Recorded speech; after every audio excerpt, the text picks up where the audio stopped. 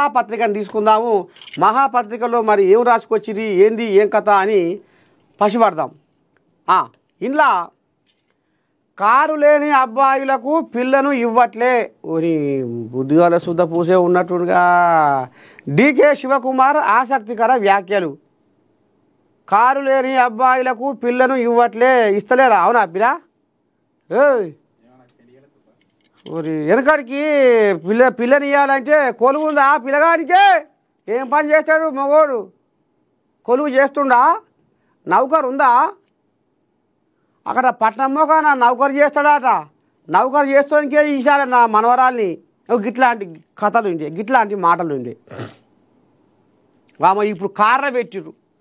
Car లేకపోతే పిల్లని ఇస్తలేరట. ఇక పిల్లకు కాలుకు మన్నంటకుంటా కార్లో కూర్చొని రింగన్న పురుగోలు తిరగాలినేమో. ఏడికి వచ్చే లోకం ఆఖరికి వస్తారు కల్లా.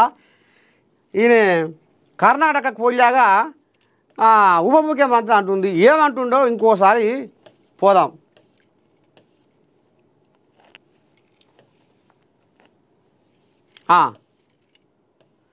ఏది ఇగోది, కారు లేని అబ్బాయిలకు పిల్లను ఇవ్వట్లే.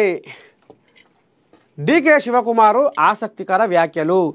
కారు లేని అబ్బాయిలకు పిల్లను ఇవ్వడానికి కూడా ప్రజలు ఆలోచిస్తున్నారని కర్ణాటక డిప్యూటీ సీఎం డీకే శివకుమార్ అన్నారు.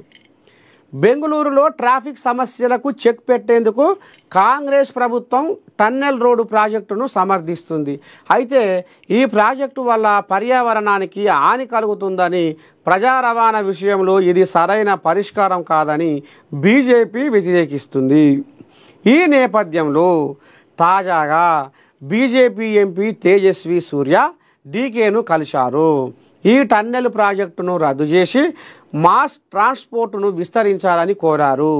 ఈ సందర్భంగా మాట్లాడిన డీకే శివకుమారు, ప్రజలు కార్లు కొనుగోలు చేయడం వెనుక ఉన్న సామాజిక పరిస్థితి సూర్యకు అర్థం కావడం లేదని, మీరు సొంత వాహనంలో రాకుండా నేను ఆపగలనా అని ప్రశ్నించారు. ప్రజలు తమ కుటుంబాలతో కలిసి సొంత వాహనాల్లో వెళ్ళడానికి ఇష్టపడుతున్నారు. వారిని కార్లు వాడొద్దని చెప్పగలమా?